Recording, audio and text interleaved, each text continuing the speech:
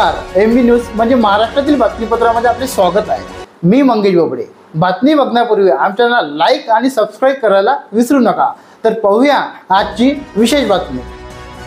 अमरावती जिल्ह्यातील चांदूर रेल्वे शहरातील क्रीडा संकुल बनले अनेक समस्यांचे माहेरघर। मैदानावर पसरलेले गांजर गवतांचे साम्राज्य, मोकाट प्राण्यांचा मुक्त संचार, स्वच्छतेचा अभाव, तालुका क्रीडा संकुल बनले अनेक समस्यांचे माहेरघर।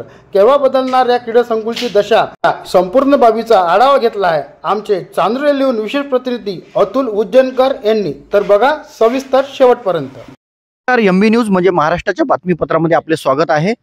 चांदूर रेल्वे शहरामधले हे जे क्रीडा संकुलाची इमारत आहे आणि या इमारतीच्याच सभोवताली एक मोठं ग्राउंड आहे की ज्या ठिकाणी शहरातील नागरिक आपल्या आरोग्याचं संरक्षण करण्यासाठी, आपलं आरोग्य सुदृढ ठेवण्यासाठी या ठिकाणी मेहनत घेत असतात। त्याचबरोबर एक भविष्याचा वेध घेऊन आपलं एक उज्ज्वल भविष्य घडावं यासाठी पोलीस विभागामध्ये आणि सैन्यामध्ये भरती होण्यासाठी शारीरिक चाचणीचे या ठिकाणी धडे घेणारे प्रशिक्षणार्थी, काही शालेय क्रीडा स्पर्धेच्या तयारीसाठी आलेले विद्यार्थी या ठिकाणी आपल्याकडे जुळलेले आहेत। त्यांना सुद्धा अनेक समस्यांना या ठिकाणी तोंड द्यावं लागतं। आपण बघू शकता या क्रीडा संकुलाच्या परिसरावर संपूर्णपणे गांजर गवताचं या ठिकाणी साम्राज्य या ठिकाणी तयार झालेलं आहे। सर्वीकडे अस्वच्छता आहे। वेफरचे पाकिटं, सिगारेटचे धुटकं आणि दारूच्या बाटल्या सुद्धा या ठिकाणी आपल्याला सापडलेल्या आहेत।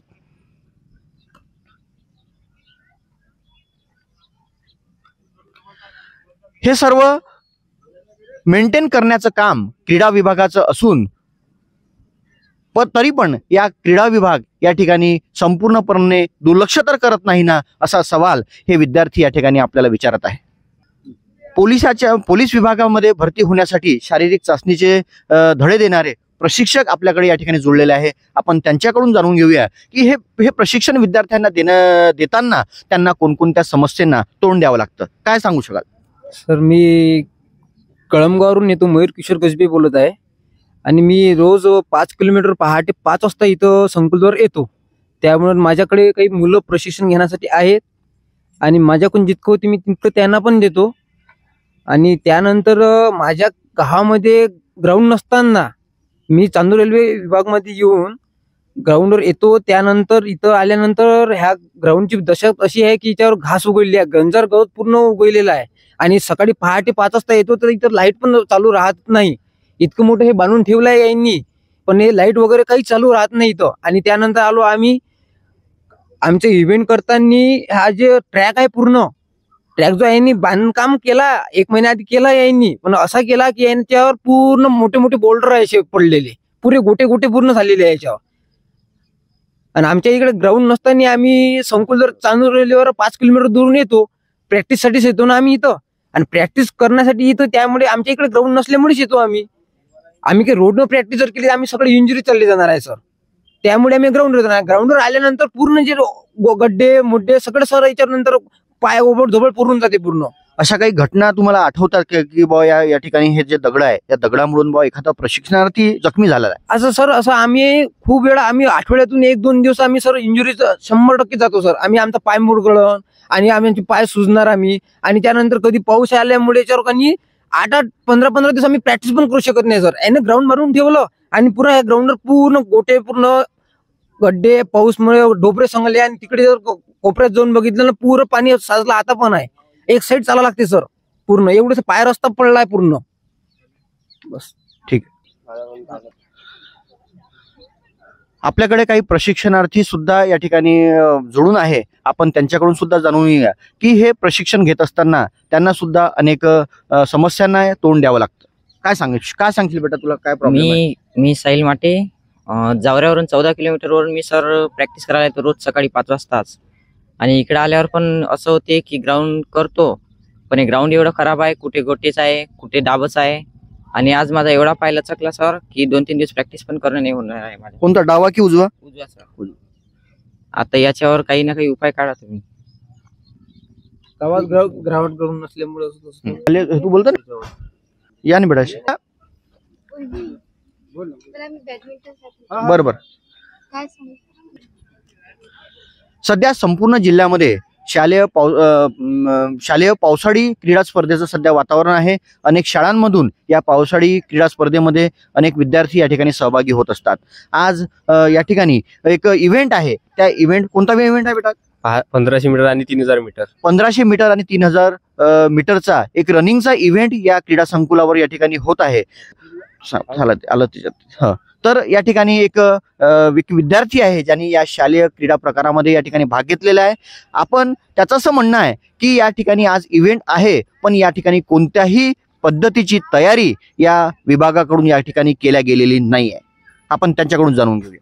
सर, माझं नाव आदित्य मोहन मोड. मी जावऱ्याचा आहे. मी 15-20 किलोमीटरवरून इथे दररोज प्रॅक्टिस करायला येतो. व तसेच मयूर कसबे हे माझे म्हणजे दादा आम्हाला दररोज इथं प्रशिक्षण देण्यासाठी येतात. आम्ही खूप दुरून इथं 5-6 महिने झाले प्रॅक्टिस करू राहिलो आहे. म्हणजे ह्या ग्राउंड म्हणजे असं याच्या ग्राउंडची दैना अशी झालेली आहे की कुठं खूप गांजर गवत वाढलेला आहे, खूप गोटे आहे आणि खूप म्हणजे इथं लाईट पण चालू नाही राहत. आज माझी स्कूल गेम असून इथं काही तयारी सोयी सुविधा काही दिसून नाही राहिलेली आहे. एक विद्यार्थिनी सुद्धा आपल्यासोबत जुळलेली आहे. ती सुद्धा इथे नियमितपणे या बॅडमिंटनच्या तयारीसाठी या ठिकाणी येते.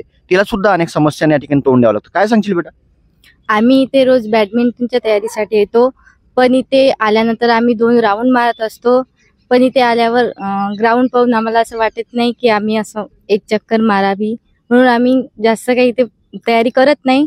त्याच्यामुळे आम्ही बॅडमिंटनच खेळतो. पण म्हणजे राऊंड मारताना सुद्धा तुला राऊंड मारायची इच्छा या ठिकाणी होत नाही. म्हणजे या ट्रॅकवरती असणारे दगडगोटे, इथली अस्वच्छता तुला काय होते? त्रास देते, बरोबर? हो, त्रास देते. पहाटे 5 पासून हे प्रशिक्षणार्थी या ठिकाणी मोठी शारीरिक चाचणीची या ठिकाणी मेहनत घेतात. पण हा जो एक लाईट तुम्ही या ठिकाणी बघू शकता, हा लाईट पूर्णपणे बंद असतो. 5 वाजता संपूर्ण अंधाराचं या ठिकाणी साम्राज्य पसरलेलं असतं. अशा वेळीच एखादी इजा होणे किंवा एखादा काही विंचू काटा या ठिकाणी या प्रशिक्षणार्थ्यांना चावा घेऊ शकतो आणि अशा परिस्थितीमध्ये हा लाईट चालू असणं फार गरजेचं आहे. पण शोकांतिका अशी की हा लाईट त्यावेळी पूर्णपणे बंद असतो.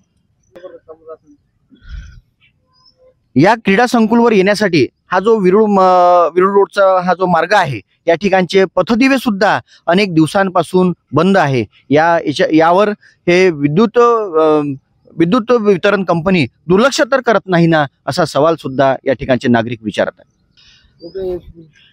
या प्रशिक्षणार्थ्यासोबतच शहरातील अनेक नागरिक सुद्धा या क्रीडा संकुलवर असणाऱ्या या ओपन जिमवर आपलं आरोग्य सुदृढ राहण्यासाठी नेहमी या ठिकाणी मेहनत घेत असतात. आपण या ठिकाणी बघू शकता हे एवढे इन्स्ट्रुमेंट या ठिकाणी बसवलेले आहे. या इन्स्ट्रुमेंटची जर अवस्था आपण बघितली तर तुम्ही बघू शकता की पूर्णपणे हे नादुरुस्त म्हणजे दुरुस्त करण्यावर या ठिकाणी पाळी आलेली आहे.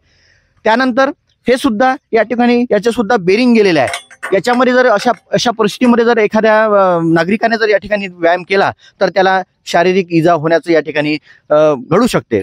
हे सुद्धा या ठिकाणी बघू शकता हे एवढं मोठं इन्स्ट्रुमेंट या ठिकाणी आहे, हे सुद्धा पूर्णपणे हलते आहे, अक्षरशः हलते आहे. आपल्यासोबत या ठिकाणी नियमितपणे आपलं आरोग्य सुदृढ ठेवण्यासाठी जे मेहनत घेतात असे नागरिक सुद्धा या ठिकाणी आपल्यासोबत जुळलेले आहे. आपल्यासोबत या चांदूर शहरामधले प्रतिष्ठित नागरिक प्रमोद भाऊ नागामोते आपल्यासोबत जुळलेले आहे. त्यांना नेमका कोणकोणत्या समस्यांना तोंड द्यावं आपण त्यांच्याकडून जाणून घेऊया. या ठिकाणी या क्रीडा संकुलवर प्रतापदादा अडसर यांच्या निधीतून ओपन जिमची व्यवस्था करून देण्यात आली शहरात नागरिकांकरिता. पण ते व्यवस्था तर करून दिली, पण त्यावर लक्ष ठेवणे हे क्रीडा अधिकाऱ्याचं काम असते. त्या क्रीडा अधिकारी तर लक्ष ठेवतच नाही, पण कुणी जर इथं पाहत नाही. ते इन्स्ट्रुमेंट एकही दुरुस्त शिल्लक राहिलं नाही, सर्व नादुरुस्त झालेले आहे. तसेच या ग्राउंडमध्ये गधे, घोडे, कुत्रे माणसापेक्षा जास्त तेच असते. पण या ठिकाणी लक्ष ठेवण्याची गरज आहे. आणि ते गांजर गवत आरोग्याच्या दृष्टीने धोकादायक, ते गधे घोडे अंगावर आले पाहते नागरिकाच्या. पण असं काही इथं दिसूनच येऊन नाही राहिलं का आजपर्यंत. का साफसफाई संध्याकाळच्या टाईमला इथं लाईटची व्यवस्था नाही. लाईटची व्यवस्था जी केली होती ते नादुरुस्त आहे. लाईट नसल्या कारणाने इथे संध्याकाळच्या वेळेला गावातील टपोरी पोरं येऊन इथे दारूचा अड्डा बनवून ठेवला, दारूचा आणि बिळ्या सिगारेट.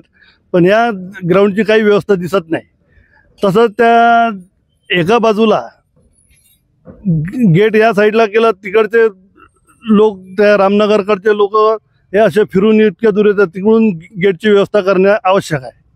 क्रीडा संकुलावर हा जो डबल बार आहे आपण बघू शकतो, हे पूर्णपणे निघालेला आहे. यावर जर एखाद्या प्रशिक्षणार्थीने म्हणा किंवा एखाद्या नागरिकांनी जर या ठिकाणी जर याचा वापर जर या ठिकाणी केला तर मोठ्या प्रमाणामध्ये तो जखमी सुद्धा या ठिकाणी होऊ शकतो.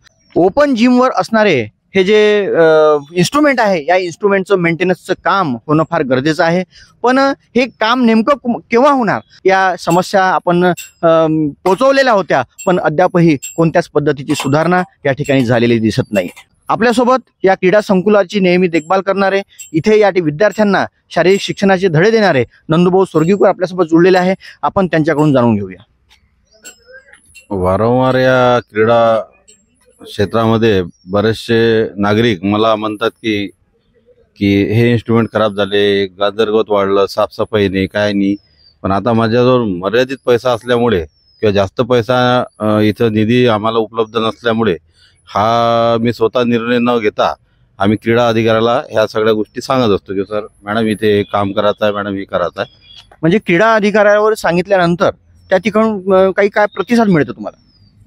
मॅडम म्हणतात मग काही कालांतराने ते करून घ्या. पण ते होतं का? म्हणजे तुम्ही समस्या सांगितल्यानंतर मॅडमने हो म्हणो किंवा नाही म्हणू, त्यावर काय होतं? नाही, प्रतिक्रिया होते, मॅडम ते करून घेतात. पण आता हे यावेळेस थोडंसं लेट झालं. आता क्रीडा स्पर्धा सुरू आहे मुलांच्या, या आता लवकरात लवकर हे व्हायला पाहिजे होतं.